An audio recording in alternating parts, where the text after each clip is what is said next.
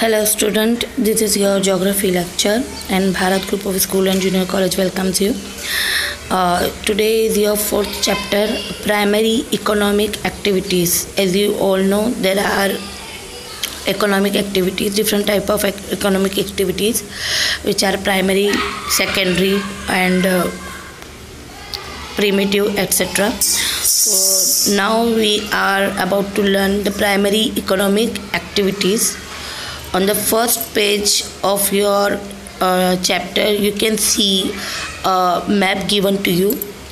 In this map there are 7 or 8 occupations are given with special symbols and indications. You have to understand them and find them in the map given and try to complete the questions with the map.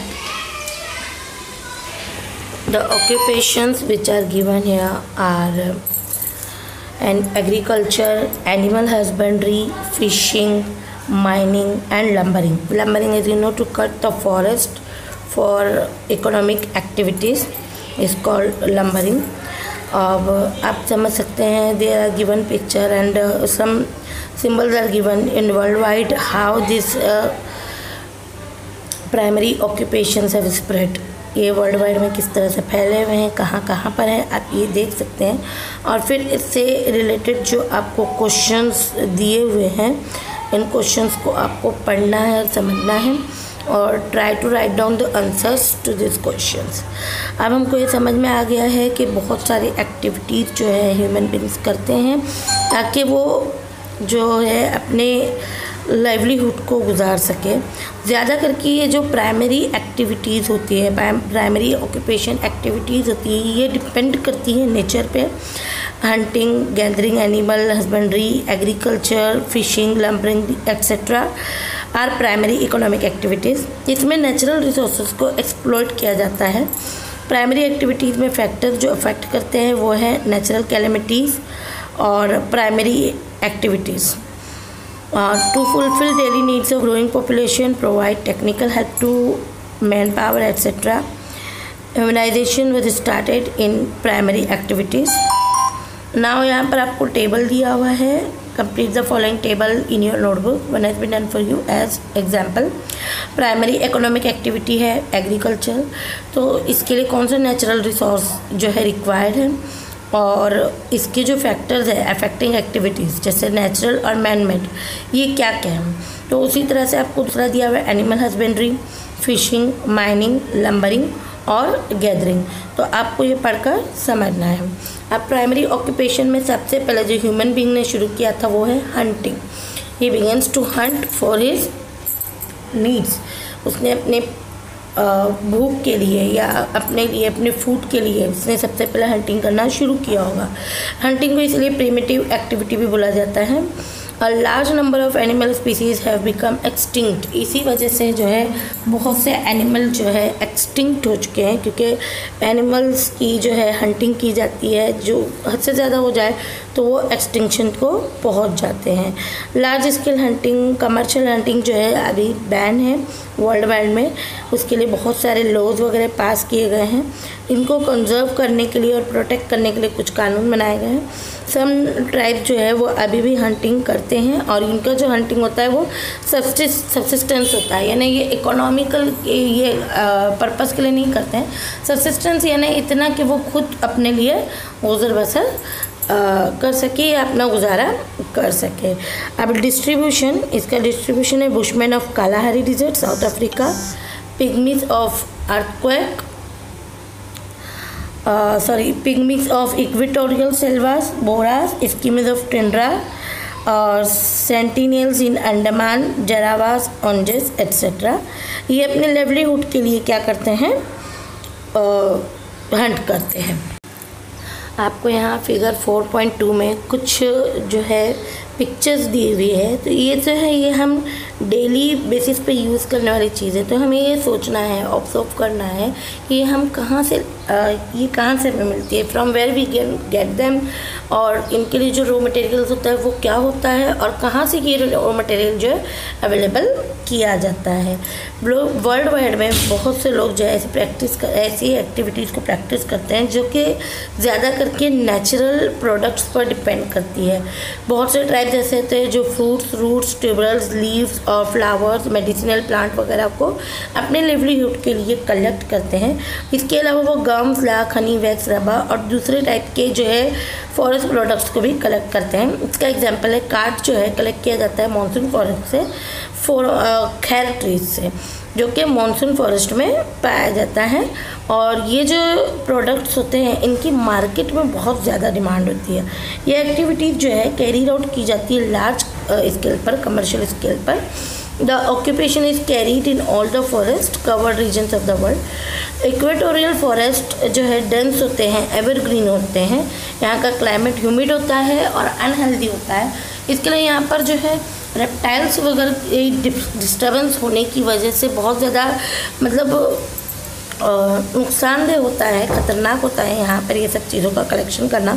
इसलिए यहाँ पर ये large scale पर यहाँ पर जो है collection in चीज़ों का या इन रॉ मटेरियल्स का नहीं किया जाता। अब हम पढ़ेंगे लंबरिंग के बारे में। मैंने जैसे आपको स्टार्टिंग में ही बताया कि what is lumbering. Lumbering is to cut forest for the economic activities.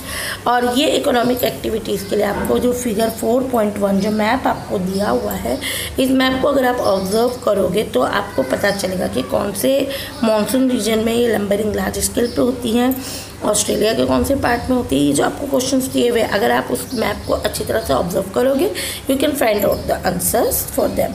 अब आपको यहाँ पर एक टेबल दिया हुआ है, इस टेबल को कंप्लीट करना है। तो यहाँ पर बताया इक्वेटोरियल एवरग्रीन फॉरेस्ट, इसलिए ये हम लास्ट ईयर हम पढ़ चुके हैं इसके बारे में। अमेज़न रिवर बेसिन इसके रीजन है। इसका कैरेक्टरिस्टिक क्या है? इसका कैरेक्टरिस्टिक है क्योंकि यहाँ पर लार्ज बहुत ज़्यादा बारिश होती है, यहाँ पर डेंस फॉरेस्ट है, यहाँ की स्पीसीज़ जो है स्मॉल एरिया में रहती है, हार्डवुड ट्रीज होते हैं और एक्सेसिबिलिटी जो है इनकी बहुत डिफ़िकल्ट होती है और ये इनहॉस्पिटेबल क्लाइमेट होता है, यानी यहाँ पर सर्वाइव करना थोड़ा मुश्किल होता है। तो इसके जो लंबरिंग एक्टिविटी के लिए जो यहाँ पर आपको एक कॉलम दिया हुआ है, उसके कैरेक्टरिस्टिक क्या है ये आपको बताया हुआ है। तो अब आप इसको इजीली समझ सकते हैं। उसी तरह आपको और ट्रॉपिकल फॉरेस्ट और डिसिडियस और टेम्परेट कोनिफेरस, ये सारे फॉरेस्ट के बारे में बताना है। और बाकी जोग्राफिकल एक्सप्लेनेशन हम इसकी समझेंगे। सारी एक्टिविटीज़ जो है फॉरेस्ट बेस्ड होती है। लंबरिंग भी जो है मोस्ट इंपॉर्टेंट एक्टिविटी है। According to the nature of vegetation we divided earth into various natural region. जैसे मैंने आप लोगों को बताया डिसिडियस फॉरेस्ट रीजन और टेम्परेट डिसिडियस और टेम्परेट कोनिफेरस और equatorial forest region. The trees in the tropical forest have hardwood. Also these forests are evergreen and hence commercial lumbering cannot be done in these forests.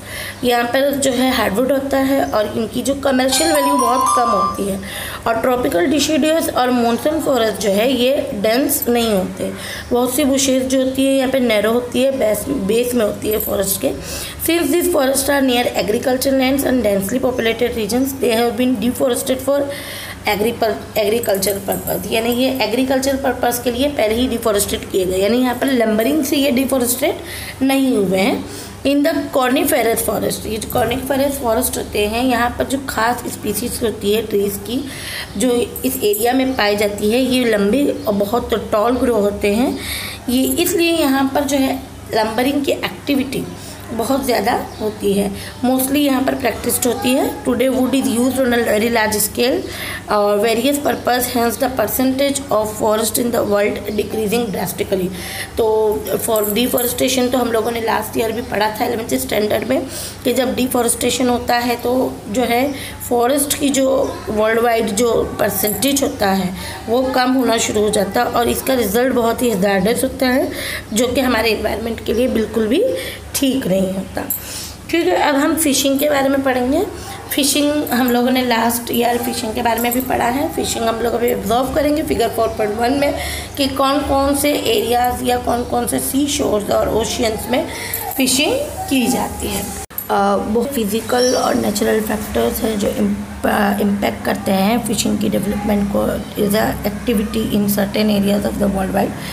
ये as a subsistence level start हुई, लेकिन अब ये major primary occupation बन चुकी है। Some factor जो इसको बहुत ज़्यादा इम्पैक्ट करते हैं वो एज ए फॉलो बता रहे हैं। Wild expanse of the continental shelf with for example presence of shallow water is below 200 meter north of depth near Okhotsk China, और कन्फ्लुएंस ऑफ वार्म और कोल्ड वाटर का confluence होता है current water current का subsequent growth of abundant प्लांक्टन। जब warm और cold water current का subsequent होता है तो प्लांक्टन की ग्रोथ अच्छे से होती है। of as a result development of fishing grows near the banks take place। for example इसका एग्जाम्पल है warm Kuroshio current with cold Oyoshio current favors coastal area near Japan for fishing।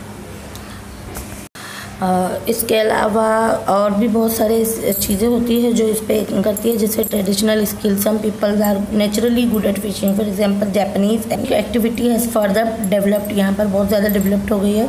Large population of the country, lack of land and absence of other protein food makes island country specially dependent on fish as a staple food, क्योंकि वहाँ पर और दूसरा कोई option नहीं है उन लोगों के पास, और पॉपुलेशन बहुत ज़्यादा है और लैंड कम होने की वजह से वहाँ पर एग्रीकल्चर एक्टिविटीज़ कम होती है, तो वो इनडायरेक्टली डिपेंडेंट हो जाते हैं फिशेस पर। इसका एग्जांपल है जापान और फिलीपींस। और अल्टरनेटिव ऑक्यूपेशन न होने की वजह से भी ये लोग फिशिंग को as a major occupation accept करते हैं। और टेक्नोलॉजी का इंक्रीज़ यूजेस जो है टेक्नोलॉजी का बहुत ज़्यादा बढ़ गया है। कोस्टलाइन ब्रोकन है जो बहुत अच्छा पोर्टल प्रोवाइड करती है।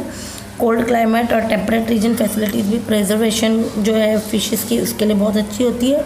और ट्रॉपिकल कंट्रीज़ जो है आर्टिफिशियल रेफ्रिजरेशन फैसिलिटीज़ खुद ब खुद देती है, have to be develop.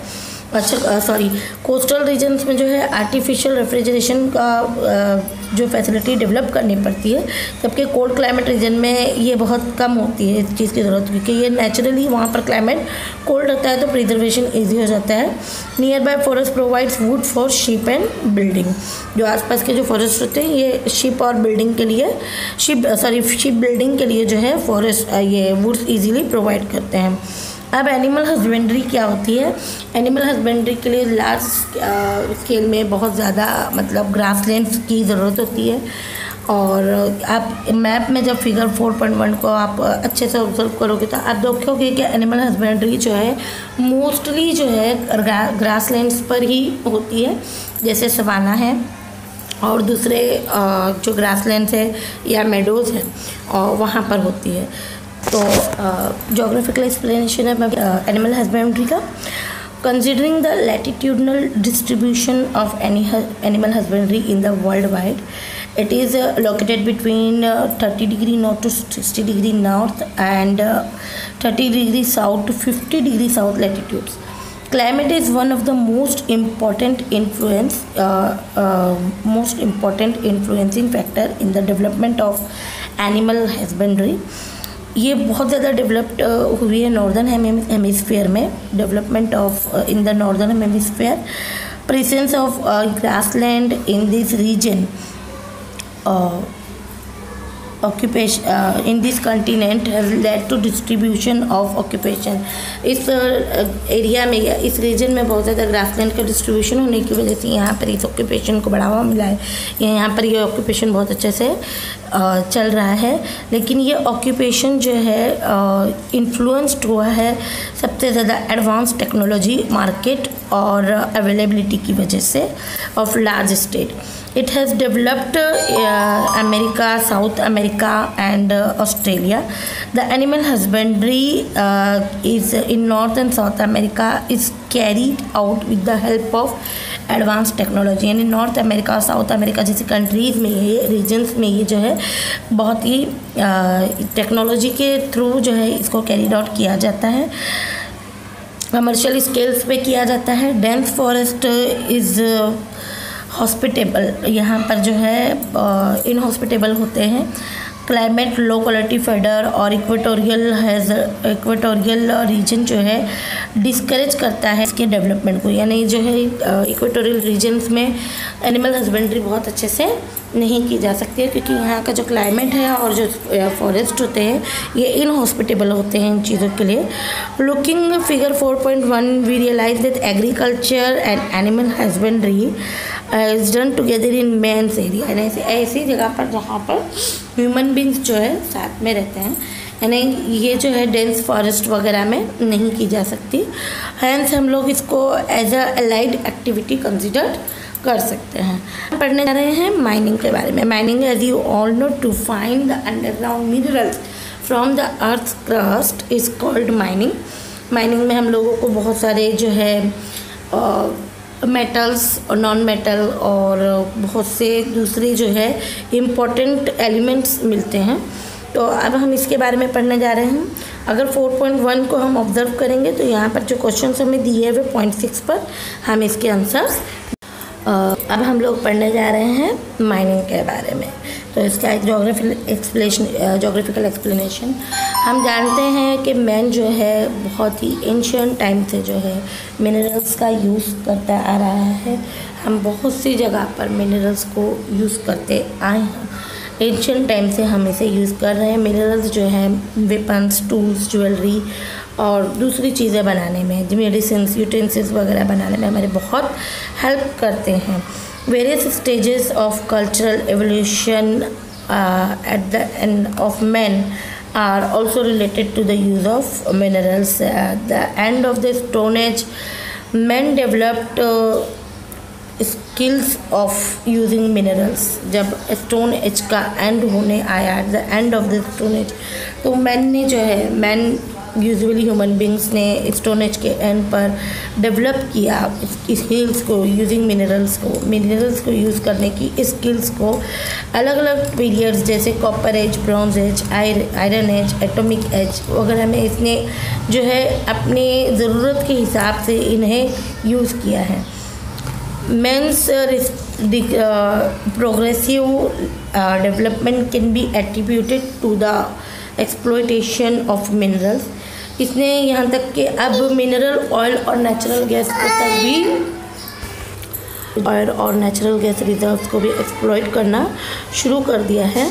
Man from the सी और ओशियन बेड से मैन मैन्युफैक्चर नहीं कर सकता ये जो मिनरल्स होते हैं इन्हें, ये अर्थ की क्रस्ट में होते हैं। जैसे मैंने आपको स्टार्ट में ही बताया कि जो अर्थ की क्रस्ट से निकाले जाते हैं वो मिनरल्स माइन करके निकाले जाते हैं, लेकिन इनका जो डिस्ट्रीब्यूशन है वर्ल्ड वाइड ये बिल्कुल ही अनइवन है। मतलब कहीं पर कोई मिनरल्स बहुत ज़्यादा होते हैं, कहीं पर बहुत कम होते हैं। Actual mining depends solely on the factors, इसी फैक्टर्स पर जो है ये माइनिंग डिपेंड करती है। दिस फैक्टर में be depends on several reasons, this factors में be depends on several regions, the value of minerals or geology or minerals of the value, investment, technology, skilled geology of the minerals, climate, capital, etc. To mechanization, this occupation needs skilled labor, etc. On a large scale, many industries related to transportation minerals locate near mining area or mining area. It improves transportation facilities are very important for this occupation. In turn, increase industries and the economic activities जो है बढ़ जाती है। जैसे आप लोगों को बताया है कि मिनरल्स एक्टिविटीज़ जो है ये माइनिंग जो है वहीं पर जो है इनकी ज़्यादा करके इंडस्ट्रीज़ बनाई जाती है जहाँ पर ये मिलती हैं या जहाँ पर माइनिंग की जाती है। इसके ऊपर बहुत सारे फैक्टर्स भी जो है बहुत सारे फैक्टर्स इफेक्ट करते हैं, जैसे कि क्लाइमेट है और इन्वेस्टमेंट है, टेक्नोलॉजी की है, स्किल लेबर है, जियोलॉजी है, मैकेनाइजेशन है और इसके अलावा और बहुत सारे फैक्टर्स हैं जो इसको असर करते हैं। कैपिटल है और स्किल लेबर है। ठीक है, अब हम आगे बढ़ेंगे एग्रीकल्चर पे। तो यहाँ पर आपको अलग अलग टाइप के एग्रीकल्चर दी हुई है। इसके कैरेक्टरिस्टिक और टाइप से मिलाना है। तो जो फर्स्ट आपको दिया हुआ है कैरेक्टरिस्टिक है इसका C6 नंबर, यानी ये हॉर्टिकल्चर है। हॉर्टिकल्चर में क्या होता है कि फ्रूट्स, फ्लावर्स या मेडिसिनल प्लांट्स को ग्रो किया जाता है। इनको स्पेशली जो है कमर्शियल काम के लिए इसे इस्तेमाल किया जाता है। मैन लेबर और मैकेनाइजेशन का इस्तेमाल होता है। और इसका नाम जो आपको टाइप लिखना है उसको B है।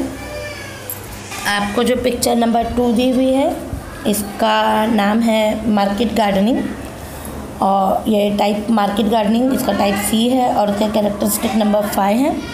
ये मॉडर्न टाइप ऑफ एग्रीकल्चर होती है जो अर्बन पीपल की डेली डिमांड्स को फुलफ़िल करने के लिए अर्बन फ्रिंज एरियाज़ में ग्रो की जाती है। एग्रीकल्चर यहाँ पर किया जाता है।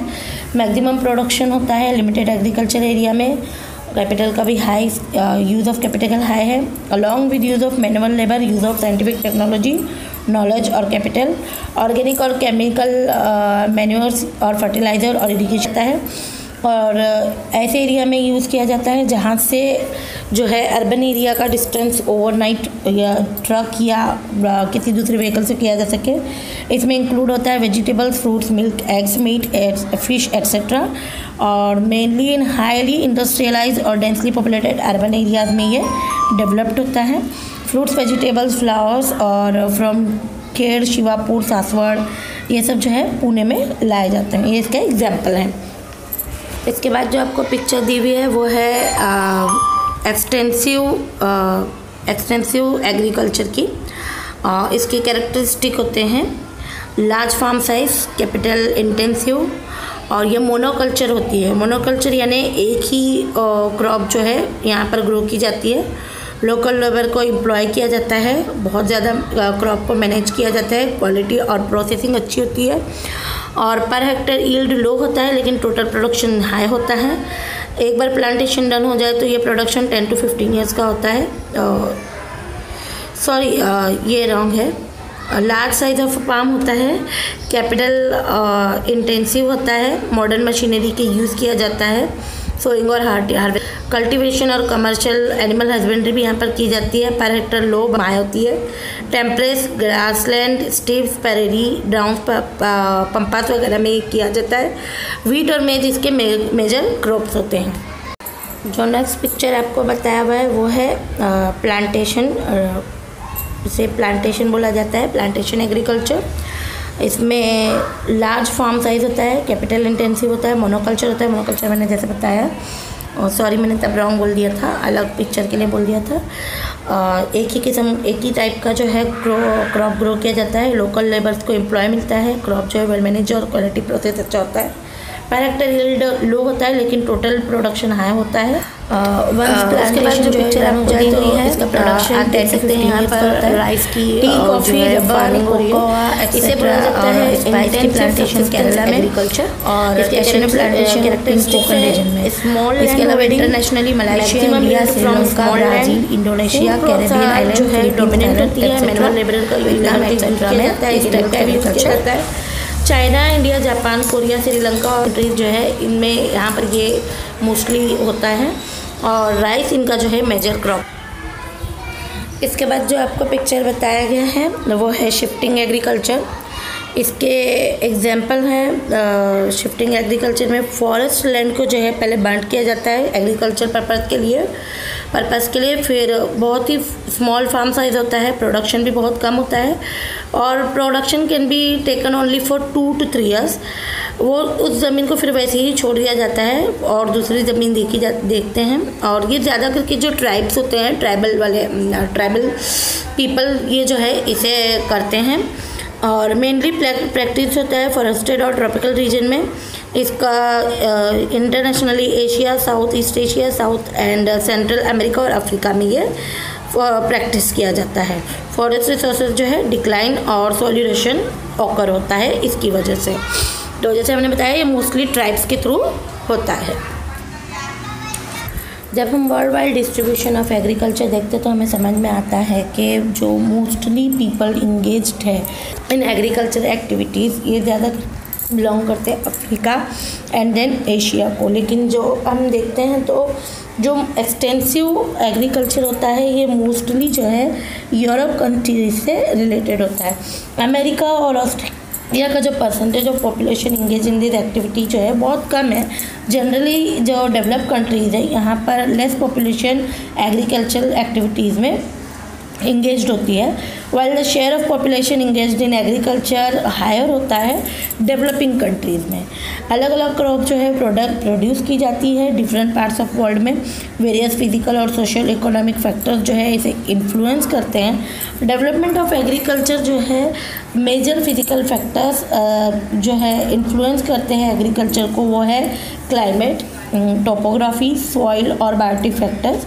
और द इकोनॉमिक और सोशल फैक्टर्स जो इंक्लूड करते हैं labour, market, capital, transportation facilities, storage facilities, government policies, population, ownership of land etcetera.